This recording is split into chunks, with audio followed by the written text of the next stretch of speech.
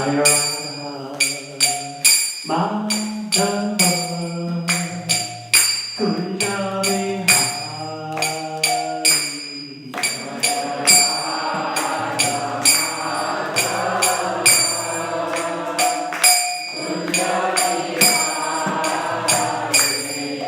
Jaya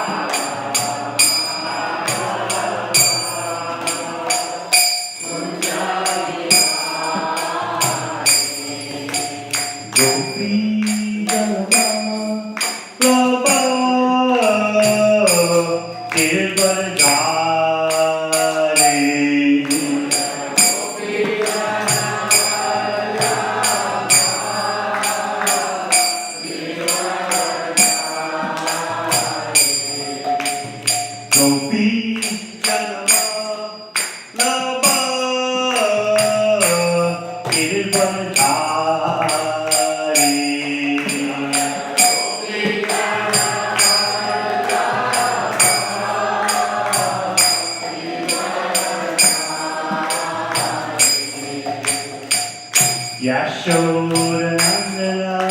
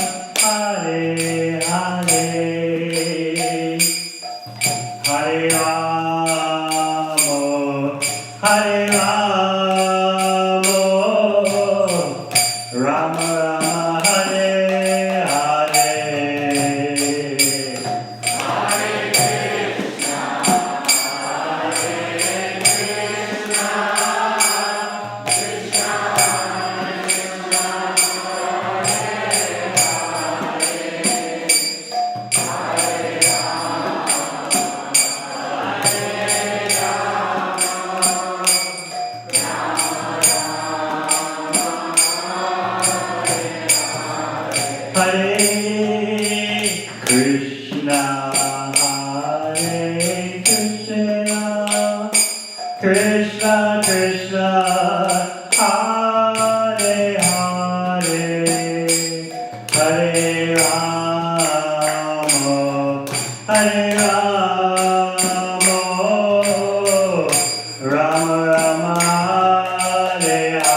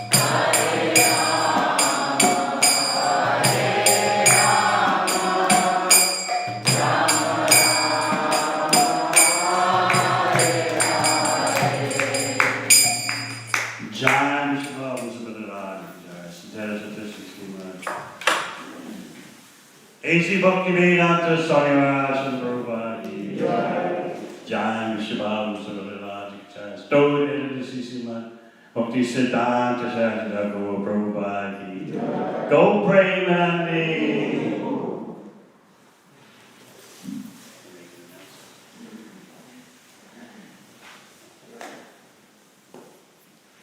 Hare Krishna, dear devotees, please make sure your masks are on properly. Don't even uncover your nose or to speak of the mouth. So just make them tight, otherwise mask has a tendency to fall down. Thank you.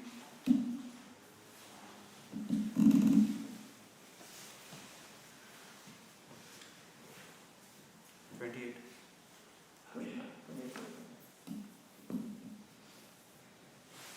Om Namo Bhagavate Vasudevaya.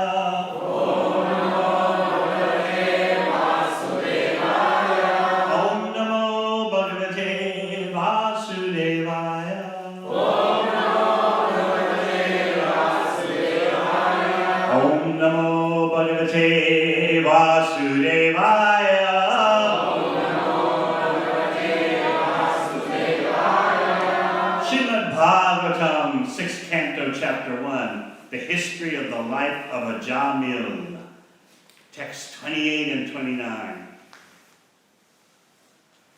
Sapashahastam Sri Drishtra Purushan Attidarunan Vaktratundan Uva Rumna Atmanam Netum Agatan Dure Kridanaka Saktam. That's not there. Okay, we'll just do the first verse. Sapasahastam String Dristra Purushan Atidarunan Vakratundanuva Romana Atmanam Netum Agatan Sapasahastam String Dristra Purushan Atidaruna Vakratundan Urdhva Rumna Atmanam Netum Agatan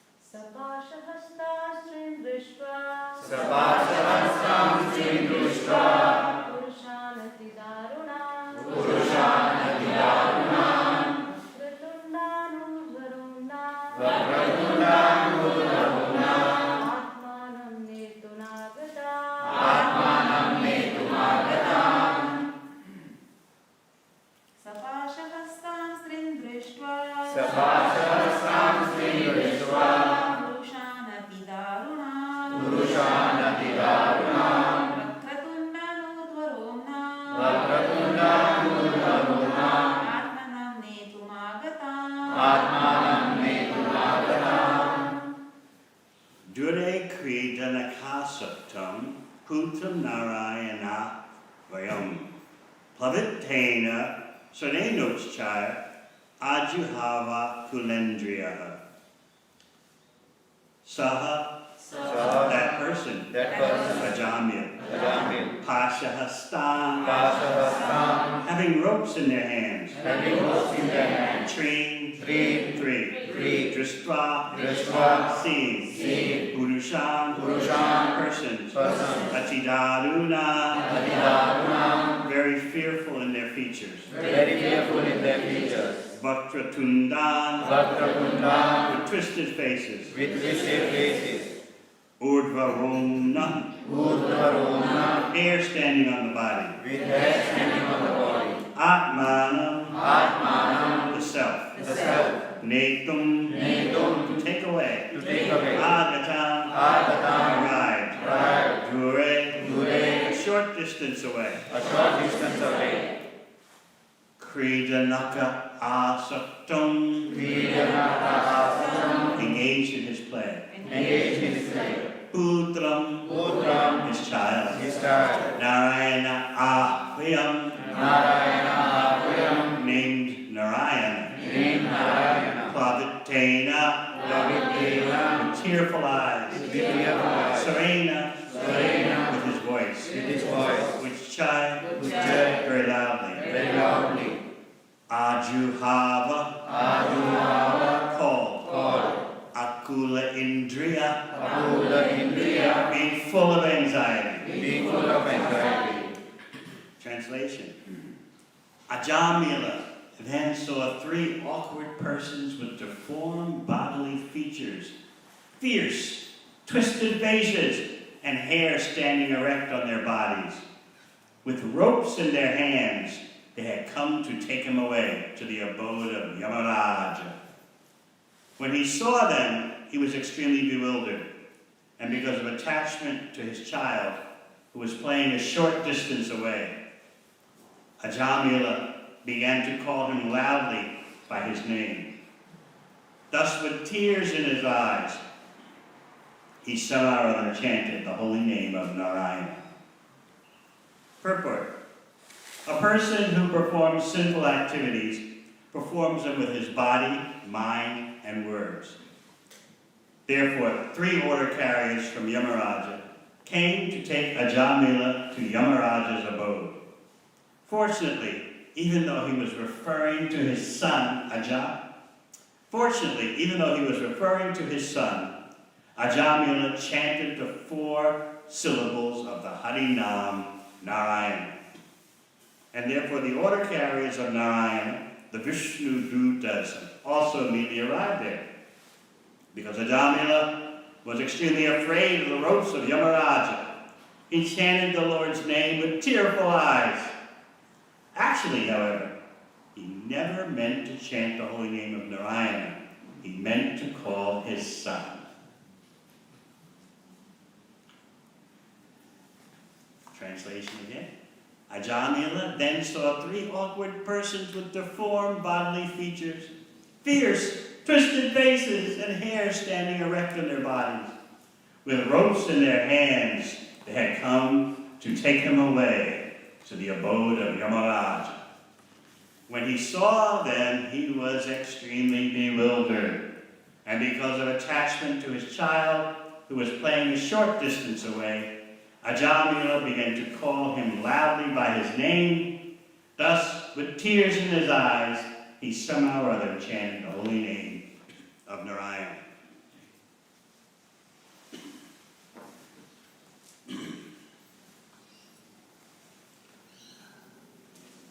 Om Vijnana Chimadandasya Gyananjana Salapya Chakshur Madhitanyena Tasmai Shri Gurave Namaha.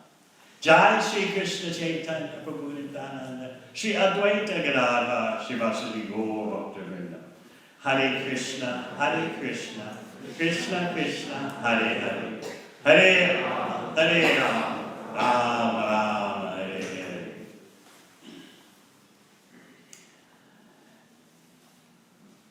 The functionings of material nature are very precise and exact. The amazing thing is that we are so unknowing and so covered over. Why is that? At the beginning of this chapter, in the chapter summary, Srila Prabhupada writes that the basic principle of material suffering is the false sense of independence from material nature. The false sense that we are aloof from the actions and reactions of material nature. And we have some kind of independence. This is the basic principle of suffering. In this history of Ajamila, you see various reactions all coming together at once in such a precise way. Ajamila committed sinful activities with his body, with his mind, and with his words. Therefore, 3 Yamadutas came.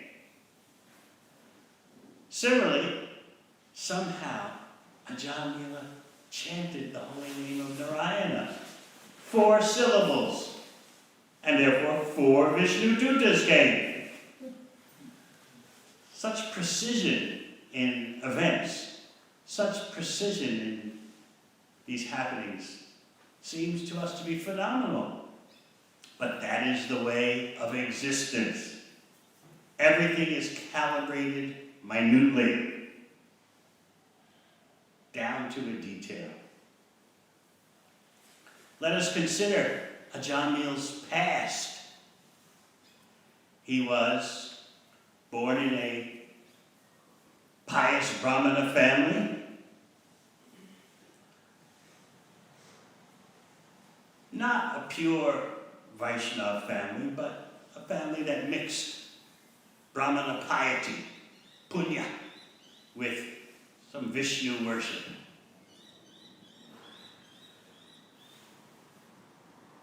As Krishna says in Bhagavad Gita, the fate of someone who is unsuccessful in bhakti after a short time of performing bhakti.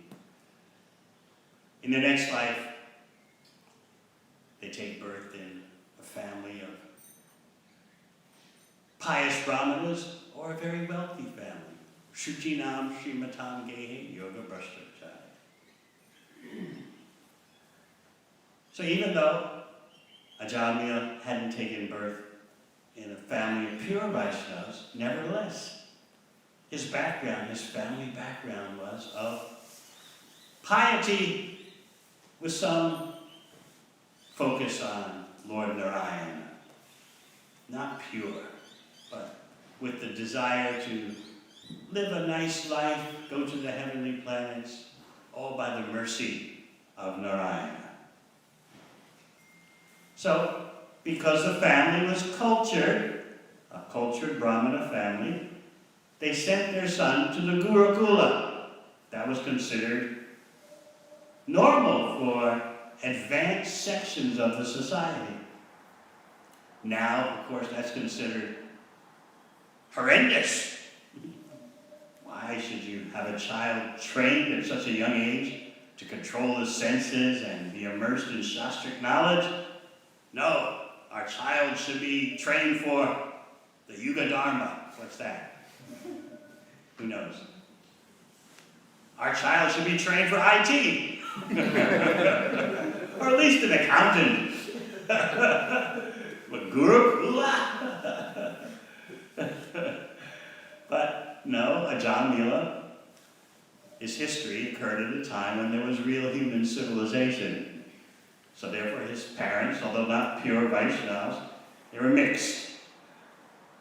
They wanted some material advancement, material happiness, but in a refined way, not in a Rajaguna, Tamaguna way, not in a way of motive, passion, and ignorance, as is what we call enjoyment and happiness today. No, they wanted refined Vedic happiness. As the qualifications or the qualities of motiveness are described in Bhagavad Gita, it's peacefulness, all the senses are illuminated with knowledge, you know what to do, what not to do, there's some serenity, tranquility, not so much hankering and lamenting like in passion and ignorance. So Ajamil went to the Gurukula, and one day his spiritual master ordered him to go get some firewood for a yajna. Typical. But on the way back with the firewood, Ajamil saw a very disturbing sight. A sight that would be considered kindi these days. Just elementary, just infantile. A normal, every moment occurrence. He saw a low-class woman and man embracing and hugging and so forth outside in public. How many of you would be shocked to see that today? Yesterday I went for, was it yesterday? The day before yesterday I went for a walk on the beach right near here and went out on the, what do you call the thing that juts out into the water? The pier. Pier. I walked out onto the pier, and yes, there was a couple doing what Ajamil saw. And of course, no one objected. In fact, most persons I could see were thinking, oh, how nice. As if, and I was thinking, as I was chanting, or no, I was listening to Prabhupada lecture, as I walked by, I was thinking, the curtain of Maya is so great that this couple thinks that because they're doing these things in public, seated on a bench, there's a special flavor. But what does Prahlad Maharaj explain in 7th canto? Sukham Aindrikam Daicha Deha Dehikam Yogi. The flavor, the rasa, is the same whether human being or cat or dog. Same flavor. But the human beings are thinking, we're seated on a bench, on the pier, the sea breezes, the ocean, how nice, and we're exchanging intimacies while we're seated on the bench and people are around. It's all such a wonderful scene, like in the movies. So this is considered normal these days, and if you would object, people would be horrified. How can you criticize such tender moments? Even though, in fact, it's better that these tender moments are expressed in public. That adds to the excitement. And isn't that what life is all about? But in Ajamil's time, this is considered horrible, extremely unusual and upsetting. So Ajamil saw this as he's coming back with the firewood. And he tried to get this scene out of his mind. But he couldn't. He tried to remember the Shastra, his Gurukula training. Imagine what Ajamila how he would respond today. When you have a smartphone, you have a laptop, and you can bring the depths of Kali Yuga into your own private realm, while meanwhile pretending to be very pious and very religious, but in your own privacy. You can just browse the worst hellish situations so easily, and no one ever knows. What to speak of when you walk outside or walk on city streets, what you see. Often the book distributor devotees, especially if they're young men, they like the warm weather of summertime for distribution, but in another way, they don't like summertime because they wish that people would put on some clothes on the streets. So that's normal these days. But Ajamil was provoked by this unusual scene. And he tried to fight back with his mind, but he couldn't get that couple out of his mind, especially the girl who was indulging in that way. In the course of time, Ajamil had even married to a nice Brahmana girl. But in spite of his marriage to a nice Brahmana girl, he still couldn't get that girl out of his mind that he saw. The Shastra says a low-class girl, but if we say that these days, people get angry. Why? Are you being judgmental? Are you being masochist, sexist, calling a girl low-class just because she's showing affection in public? Right? It'll be like that. So, the Shastra says Shudrani, low-class woman. But we'll just say one of the members of the couple. Ajamil couldn't get her out of his mind.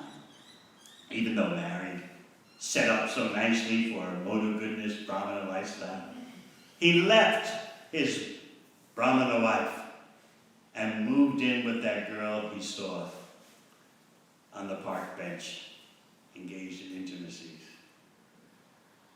She was actually, again, someone that in today's so-called culture, you can't refer to in a disparaging or judgmental or condemning way. The Shastra says prostitute, but we'll have to say what? Night worker.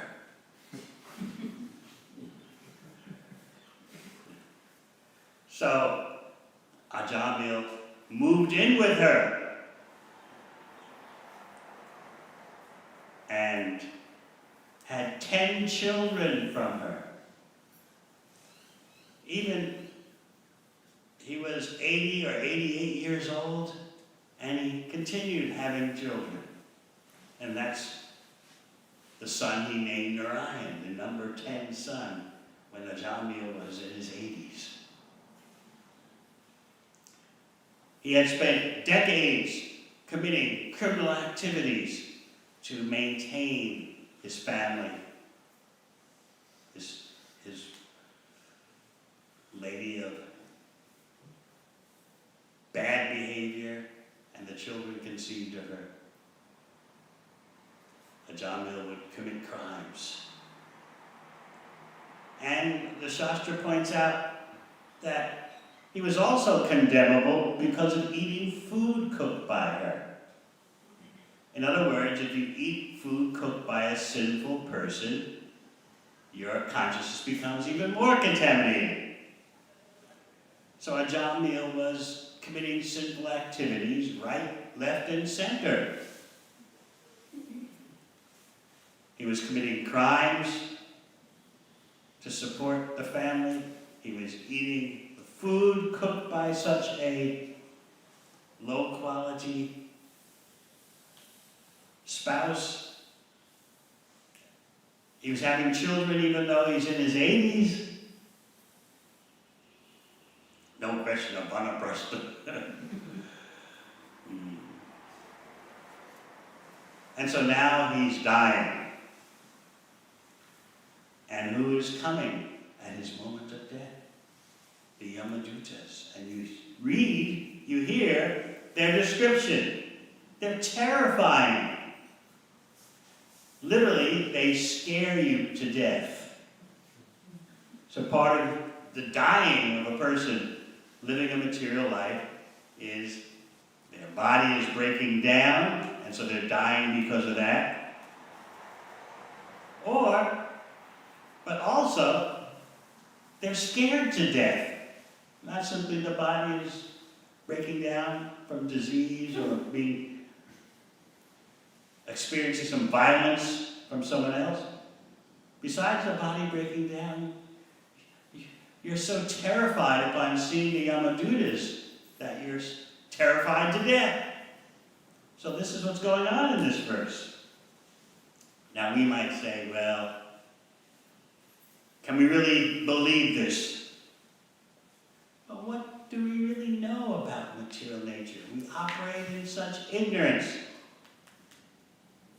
I was hearing my godbrother Borjan Prabhu describe a situation that happened during one lecture by Śrīmad Bhāgavatam in Los Angeles, where Prabhupada mentioned that in the universe there are giant birds that can fly from one planet to another, and midway in space they can lay eggs. Also somewhere in the Bhagavatam it's mentioned about birds that can carry away elephants. So when Prabhupada finished his lecture and asked for questions,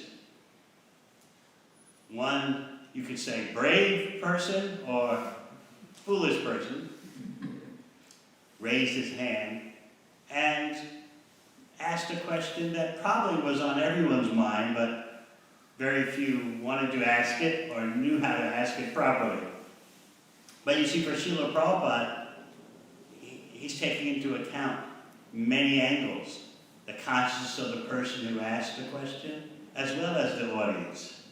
And sometimes his answers are laser-like intended for the person who asked the question, and sometimes he would aim his answer at the general audience, and sometimes both. It's hard to categorize or analyze the behavior of someone who is in pure love of Krishna. The Shastra always tells us that. So this person asked the question, about the birds that fly from one planet to another and lay eggs that hatch mid-flight. Are we really to believe this?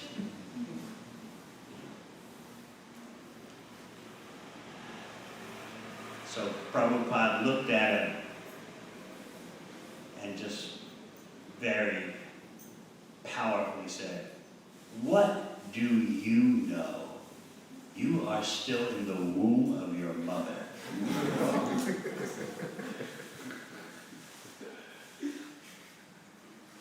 Just think about it. What do you know? Well, I mean, I know a lot. I know IT, I know accounting. I've set up my own business.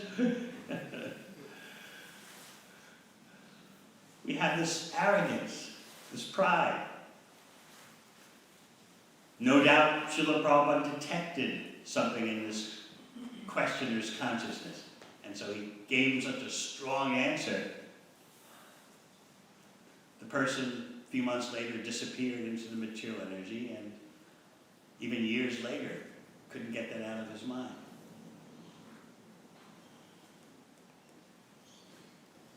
So sometimes devotees say, oh, Prabhupada was very soft, very gentle.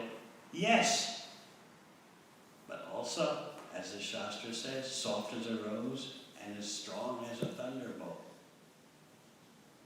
Responding in whatever way is best for Krishna's pleasure.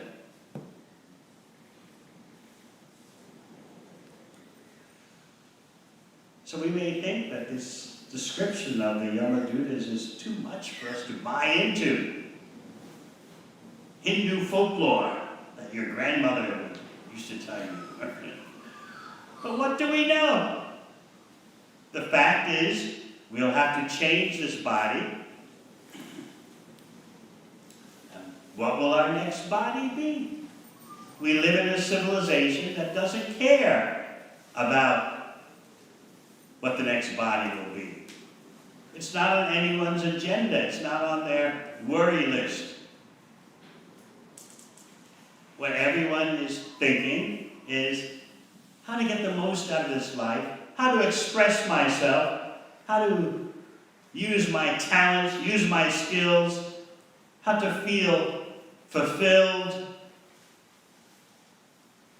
how to feel that I've done something meaningful, and then I just die. What do you think? Is that the kind of life you want? I've exercised my talents. I've used my skills.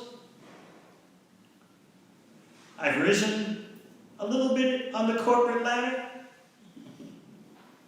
My business did okay. My children are all going to the uni. I don't know what they're doing at the uni, but they're going there. They say at night they're studying at the library. That's what I tell my parents back in India. My children are going to the uni. They come home late because they're studying at the library. It all sounds so nice.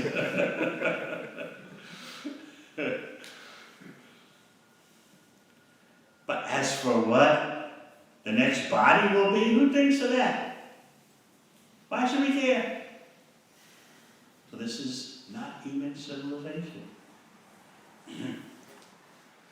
Bhagavatam is opening our eyes to things far beyond the range of our senses. So the Yamadutas have appeared, and they're scaring Ajamila to death.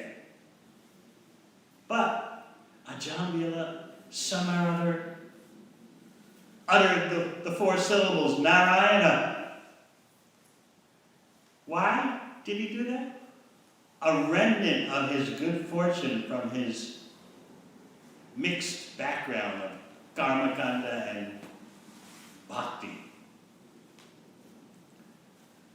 You see, this sixth canto of Bhagavatam has the theme known as protection. Protection of the devotees. So who's being protected? Who are the devotees in the sixth canto who are being protected? The first one is Ajamila. He had a mixed devotional background, and still Krishna's arranging for his protection. You'll also read about Indra, who in spite of his offense to his spiritual master is protected. You'll read about Vitrasara, who was Chitraketu, a devotee. a devotee who made fun of Lord Shiva seated with his wife Parvati on his lap. Chitraketu was cursed, as you know, and took birth as a demon, Vitrasura. But Vitrasura, as you know, was the greatest devotee. So Chitraketu was protected in that way. So you might ask, how will you be protected? That's why Chaitanya Charitamrita says, Kali Kale Namarupe Krishna Avatar. In this age of Kali, Krishna comes to you as Namarupa, the form of the holy name. That is our protection.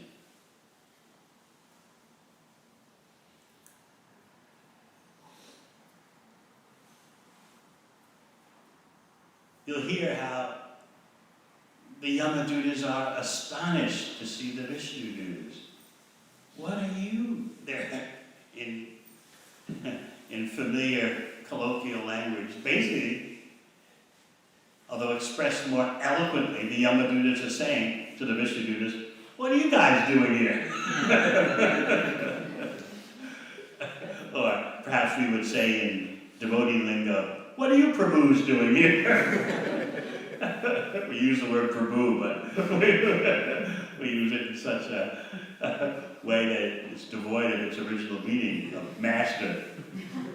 Because what you're actually saying is, what are you masters doing here? But no, you don't mean it like that. What are you Prabhus doing here?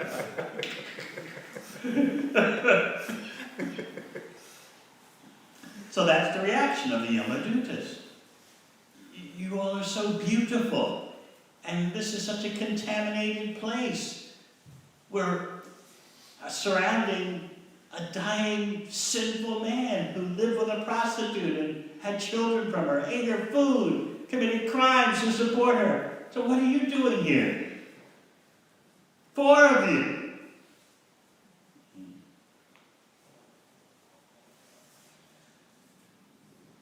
How had Ajamil managed to attract the Vishnudutas? He wasn't referring to Narayana, the Supreme Personality of Godhead. He was referring to his son. He was attached to his little son, his youngest child.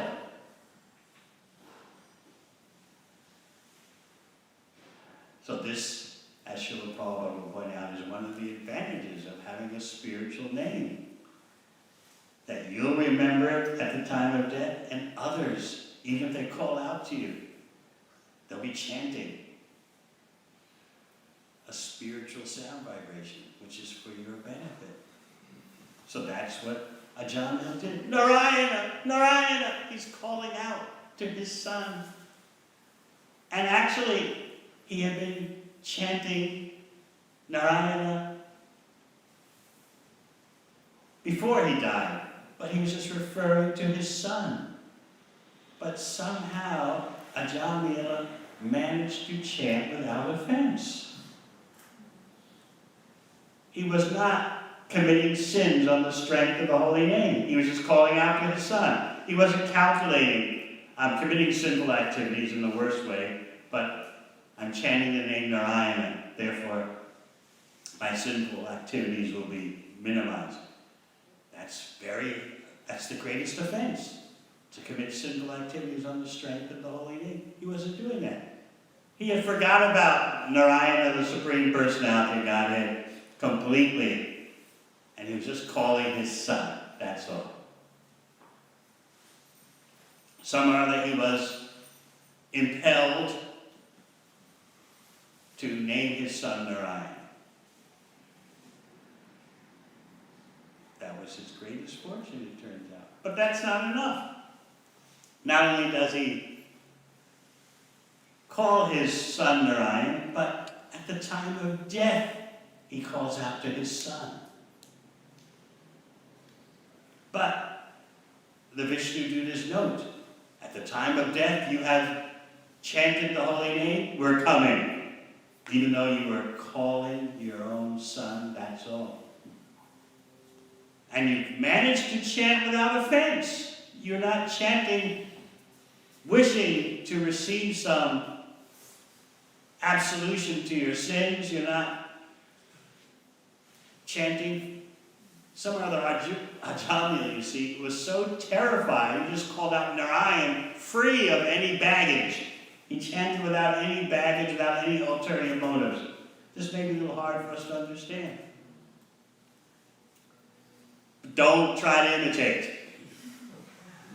Don't think you're going to spend your whole life performing materialistic activities, what to speak of very sinful activities, and then at the time of death, you call out to your little son, "Oh, Govinda," and then you go back to God. Ajamila was a special case, and you can't gamble based on that.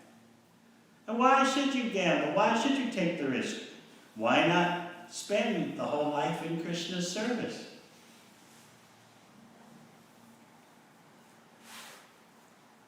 I was telling one devotee who just departed a few days ago in New Zealand that you might wonder, what if at the time of leaving my body, I'm physiologically and psychologically so disturbed due to the derangement of the life airs? What if I can't fix my mind on the lotus feet of Krishna? What will become of me? I'll have spent a lifetime in devotional service, but it'll all be ruined because at the final moment, I'm so disturbed by my body functions, I can't chant, I can't remember Krishna. What will become of me? So Srila Prabhupada explained how affectionate Krishna is to his devotee. He said, a real devotee will remember Krishna at the time of death. But even in the case of you're being so disturbed that you can't focus on Krishna at your last moment, Krishna will force himself into your mind in appreciation of all the service you've done.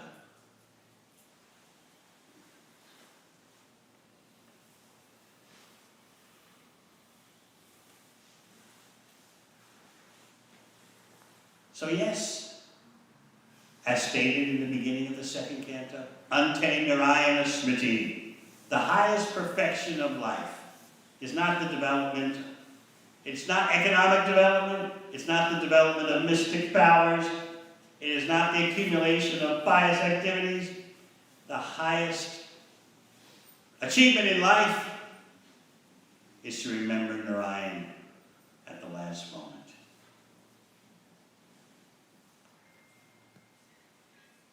Somehow or other, Ajamila managed to call out the name Narayan,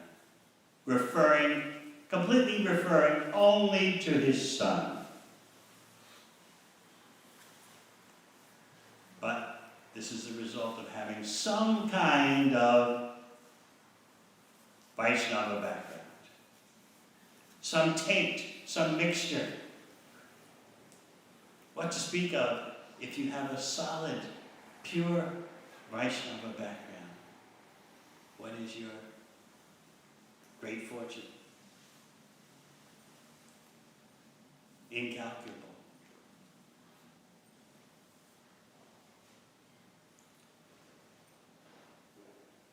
We were speaking in the beginning about how precise is nature. The laws of nature are much more precise than any governmental law.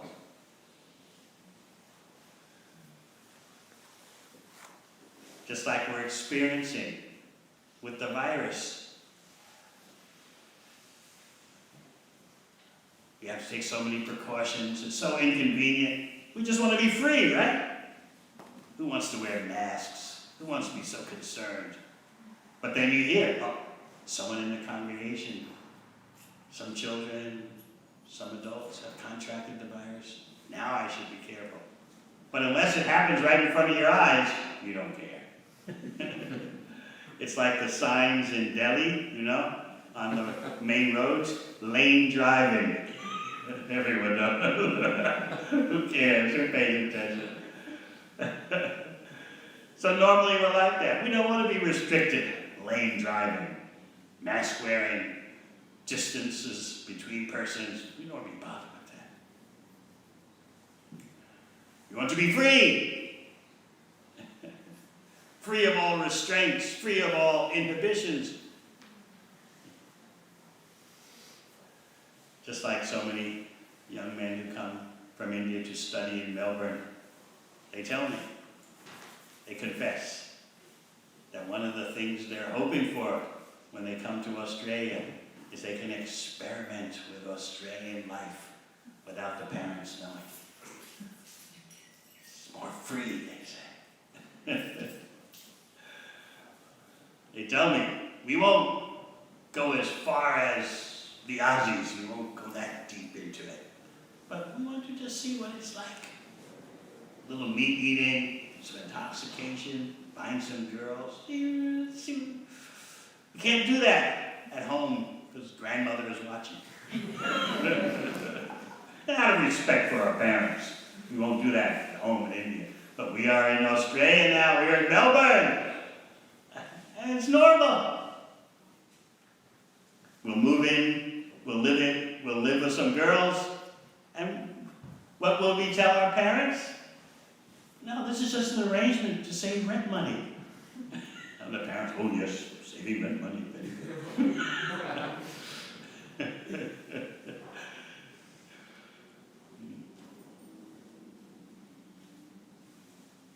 So we want to be free.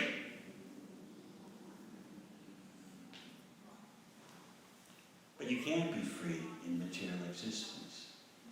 What is the real virus, the real pandemic? Material existence. And in this age of Kali, there's only one vaccine.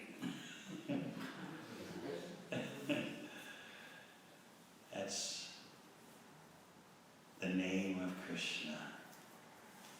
Kali Kale Namarupe Krishna. But my point is that recognize this desire in you to be free. You don't want to be inhibited. Just like I see, you know, struggling with your mask, it slips down, put it back up, who's watching? I'll put it under my nose, no one will say anything. Oh, someone's looking. Put it back up. Arjun Saka is watching. Will he say something? I'll sit where he can't see you. I want to come to Bhagavatam class.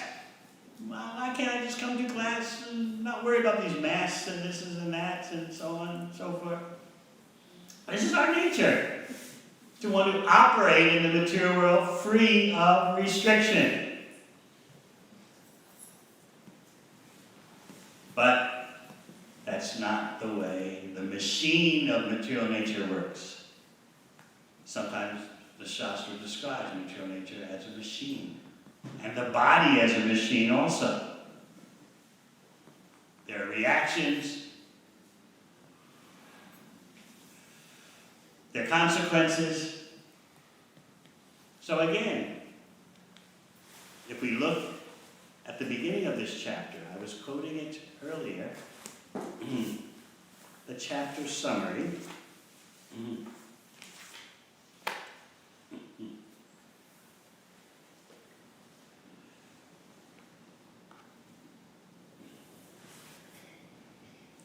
Let's see if I can find it quickly.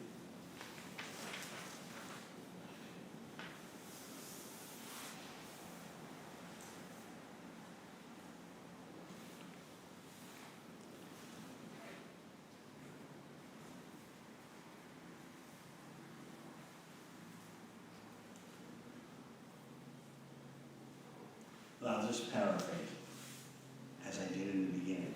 The basic principle of suffering. Think about that. The basic principle of suffering is the sense of false independence from the laws of material nature.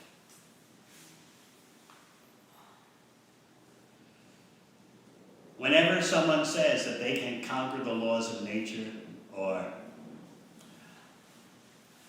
ignore the laws of nature, we should know that you're listening to a fool. You're not listening to an advanced human being. Fools think they have surpassed the laws of nature. The illusory energy gives them some room to think like that, and then their pride is always crushed. As an individual or as a society. So we can appreciate that people want to be free. We should appreciate that. That's the natural expression of the spirit soul. But it can't happen. Freedom cannot happen as long as we think with a body and mind and act in that way. So you're seeing a Jamil. In spite of his acting whatever way he wanted, he has to pay the price. It's just that he found the only loophole, and it was unconscious. He wasn't aware that he had discovered the only loophole. He was calling out to his son, but his son was named Narayan. So we have the loophole available 24/7. We know about it. And we have the great responsibility to help others to know about it. I was speaking to some guests who are actually beginning or budding devotees at the house of Ramakund and Bhaktivedanta and Sri. A nice program.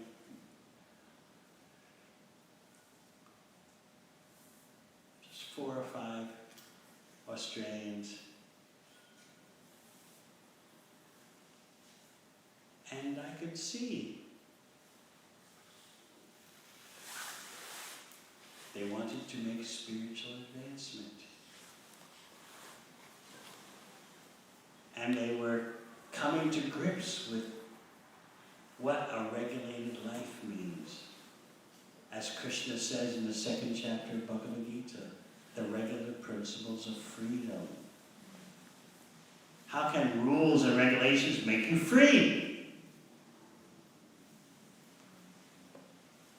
But when you're sick, the doctor gives you rules and regulations. Not to harass you, but so you'll get well. So we have this natural tendency to want to throw off all inhibitions, rules, and regulations. Get far away from anything that will interfere with our own agenda.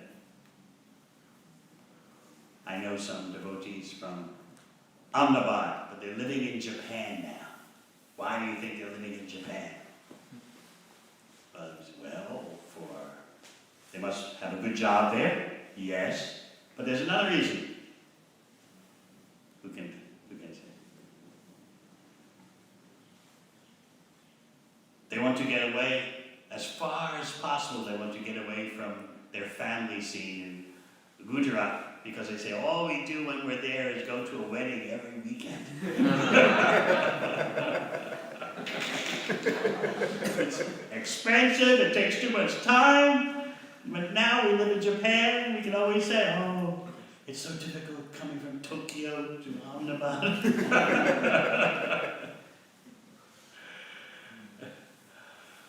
Or else, the wife wants to get away from who? Yes, everyone does. And what can the husband do?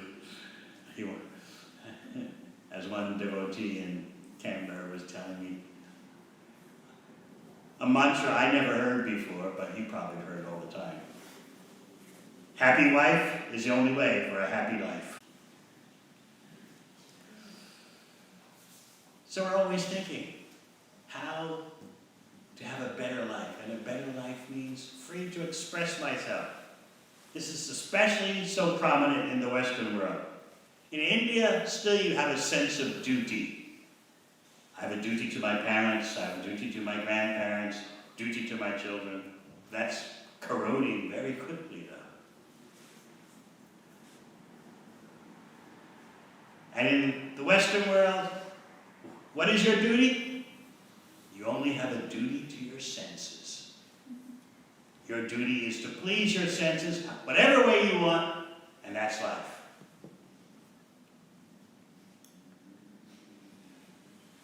Whereas, I often explain, in India, you're always concerned, what are others thinking about me? And in the West, you don't care a bit for what others think. It's what I want, and everyone will approve of that. And yes, this is affecting India now also. Your own choices. Be you. Be there for you.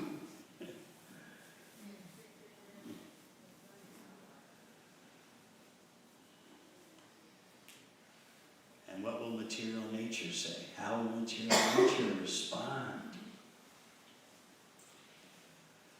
We're talking freedom, but material nature has countless reactions for us. So Ajamil is seeing that.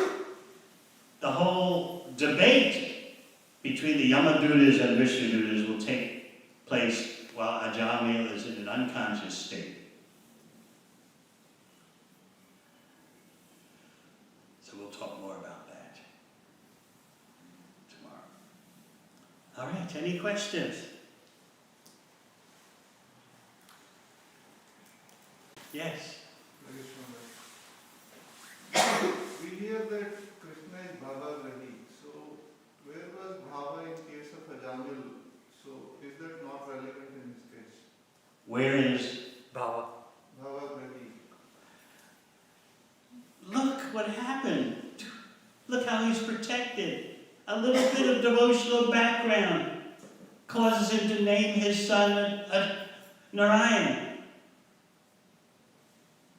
And somewhere he was able to chant without offense. That's Bhavagrahi, Janardana. That's why this sixth canto is themed protection. Yes. Bhaktivedanta. Ajamila, he chanted with feelings, like he didn't have the right intentions and he just chanted. Definitely didn't have the right intention. Yeah, but he had the feelings, like with desperation and Had a feeling of calling out to his son in desperation. He wasn't calling for the Supreme Personality of Godhead. He's calling his son in desperation. He's seeing the Yamadutas. They're scaring the hell out of him. He's terrified. But he wasn't calling the Supreme Personality of Godhead. He's calling his son. But it was noted, he said the name of Narayana without offense, and especially he said it at the moment of death.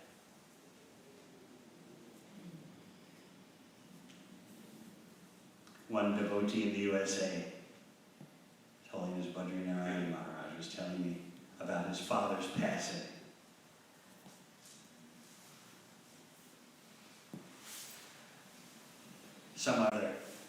The family had gathered there at the hospital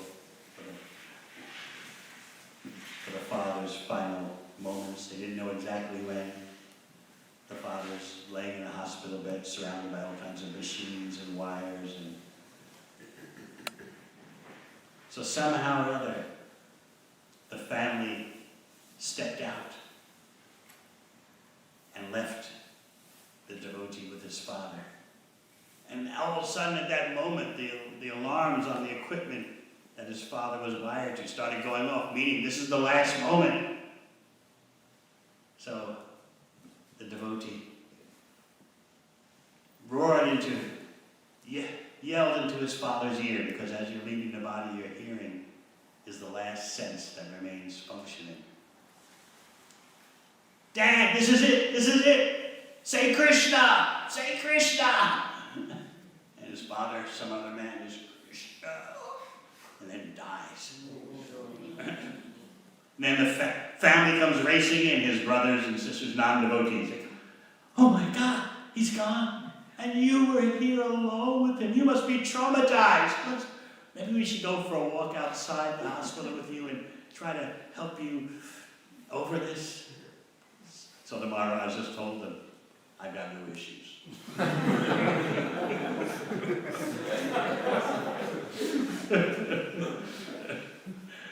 He was in ecstasy. His father chanted the name of Krishna in his last breath. You read about this in the Bhagavatam, in one purport, where Prabhupada is expressing his devotional ecstasies. How, this was back in the 70s, I remember. One devotee's mother was leaving her body.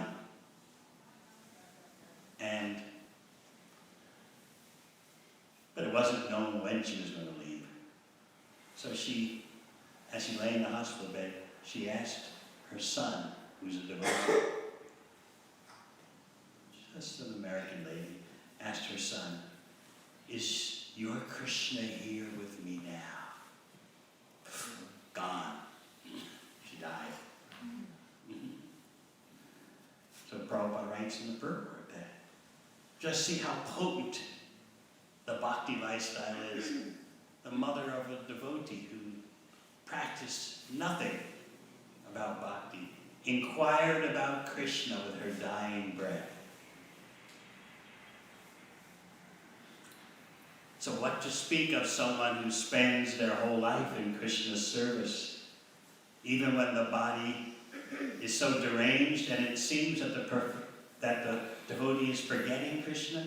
Krishna reciprocates. He forces himself into your mind. He can do that. He's a reciprocating Bhavagrahi. He's reciprocating the affection of his devotee.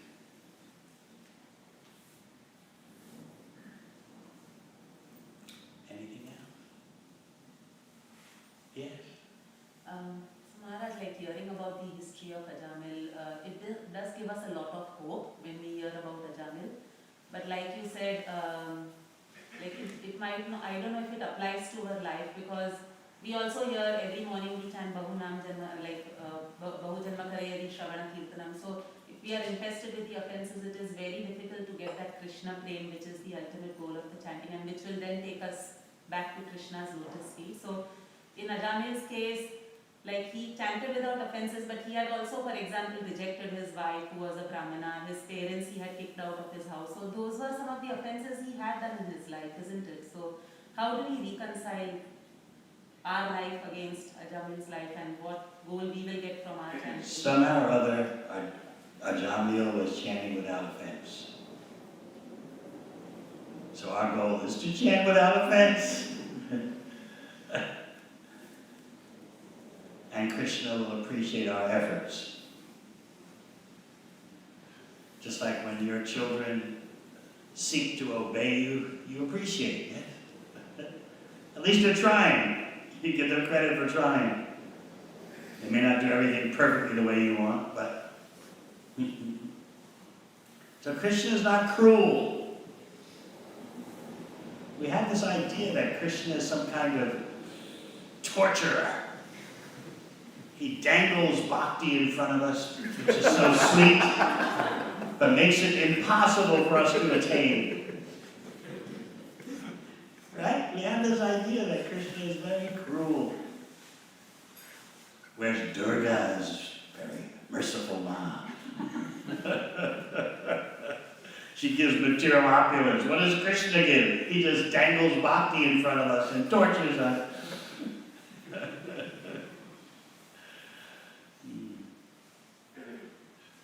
Bhakti is very confidential, actually.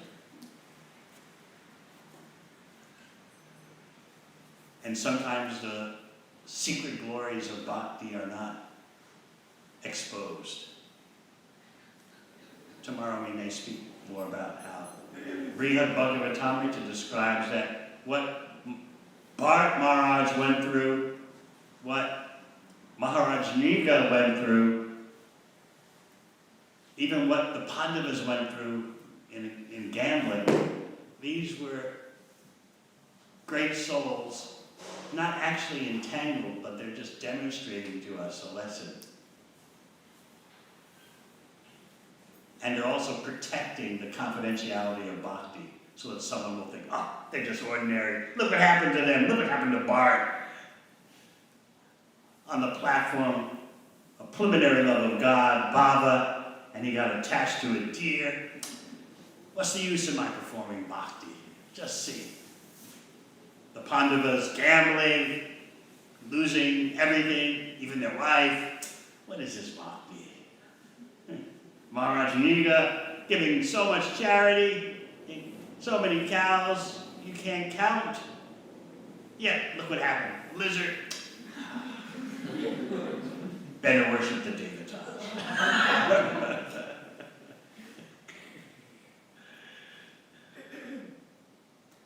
Anything else? Yes? If one's son, mom is a devotee, and the son is suffering a lot, he decided to take his life away, or he decided to suicide himself. And if he was thinking at the time of death, oh, what is this Krishna is doing to my mom? I'm killing myself. What is the Krishna doing for my mom? If he thinks like that, where is the Krishna for my mom? I didn't catch.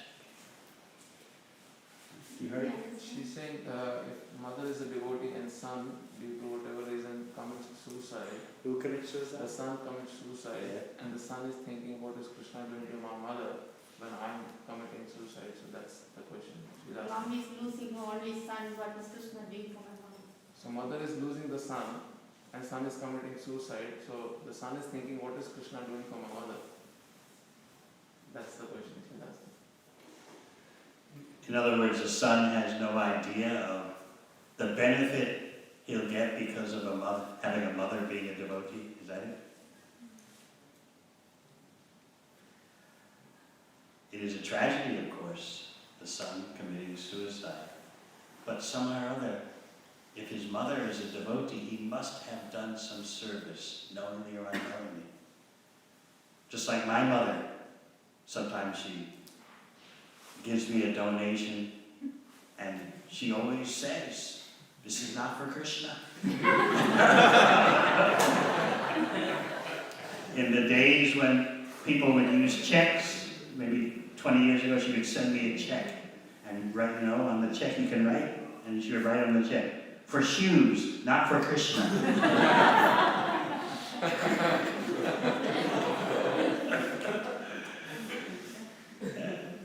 And of course, to benefit her, I used the Lakshmi Krishna's service.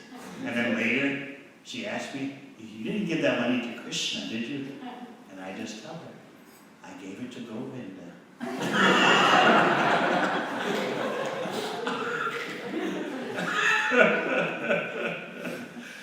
She doesn't know. Who's Govinda? Okay, as long as it's not to Krishna. Govinda, Hare, whatever, Keshava, but not Krishna.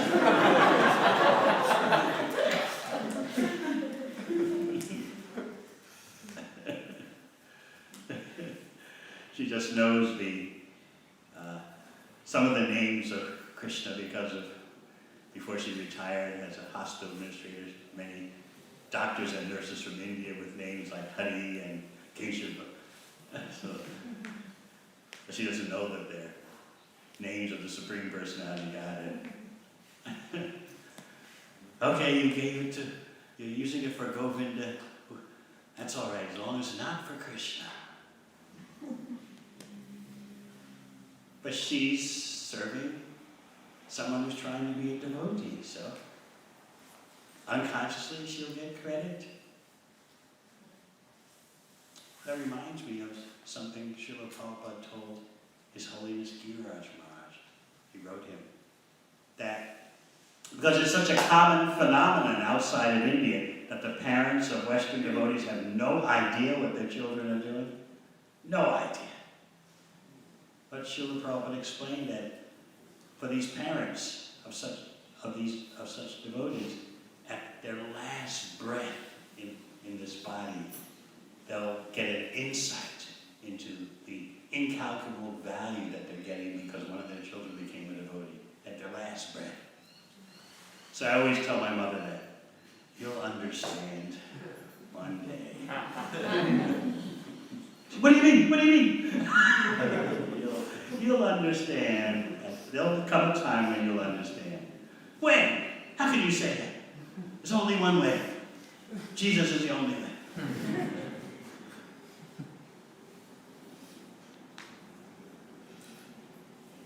Yes, way in the back. You have to speak loudly. Hare Swami, thank you so much for amazing lecture. My humble person is speak. Prabhuji, my question is, for example, if someone is not devotee, am I audible? He'll repeat. You say? I can come forward. No, not with your mask.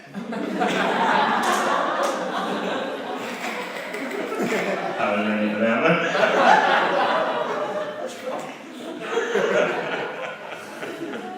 Yeah. So if someone is not devotee and like so he is not chanting or anything, but then but if for any reason, if there is Krishna Katha going on, or if something is going on where he has to listen to Krishna's name, and if he thinks of Krishna, because he is listening to Krishna's name and all the kathas Krishna Katha, if that time he leaves the body, but though he has not chanted or he is not into the devotion, but his consciousness is some other way into Krishna's name. So how does it comprehend that will it go back to God, or is his life sort of purpose in serve or not? What I think I hear him saying is someone who's lived a non-devotional life and then somehow at the time of death they're thinking of Krishna. Someone is not a devotee. Someone like at the time of that, unintentionally he listened to Krishna's name. So He's very fortunate. So his question is basically, will he go back to God if he unintentionally hears? But you see, he couldn't do that without Krishna's sanction. You can't make Krishna into a formula. He does what he likes. And that's another thing you're seeing with Ajamil's history. Krishna's doing what he likes.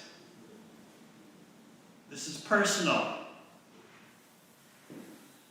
So yes, without Krishna's sanction, no one can remember him at the time of death.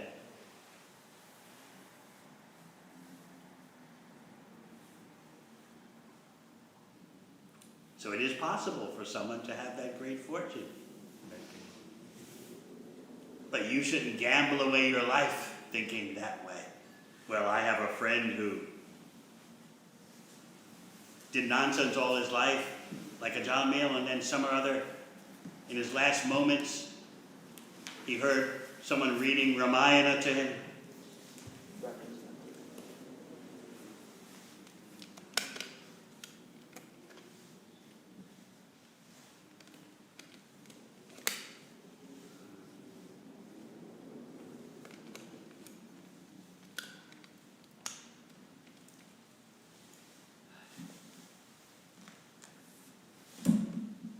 It's not that you should expect what Nectar of Devotion calls an honorary degree. You didn't go to the uni, but some other, the university is going to grant you an honorary degree.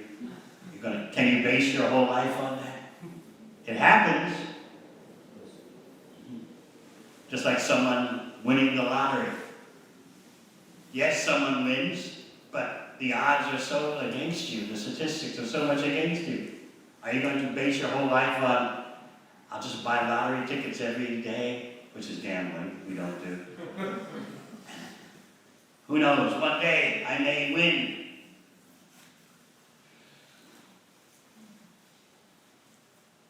Better to take up the blissful life of devotional service.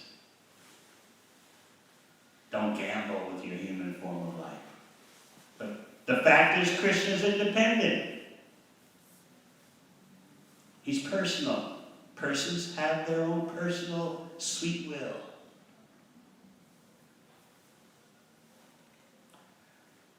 All right. Remembering Krishna's sweet will. Krishna's protection of his devotees, we will end. Thank you very much. Hare Krishna. Hare Krishna.